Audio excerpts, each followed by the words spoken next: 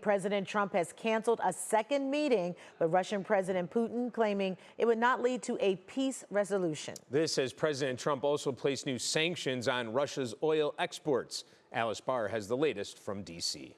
This morning, stalemate on stalemate, as President Trump announced a second planned summit with Russian President Putin aiming to end the war in Ukraine is off. It didn't feel right to me. It didn't feel like we were going to get to the place we have to get. While new sanctions are on against Russia's two biggest oil companies, the Treasury Department citing Russia's, quote, lack of a serious commitment to a peace process. I think that they'll certainly have an impact. They're massive sanctions. Lawmakers in both parties have long pushed for tougher sanctions, Republicans applauding the president's move. You have to compel Russia to engage in the peace process. They've shown they cannot be trusted. Democrats still pressing for the bipartisan sanctions bill that goes much further. Well, until Trump decides that he's going to back the bill here in Congress that puts real sanctions on Russia, and until he decides he's going to get another round of weapons to Ukraine, it's a good day every day for Vladimir Putin.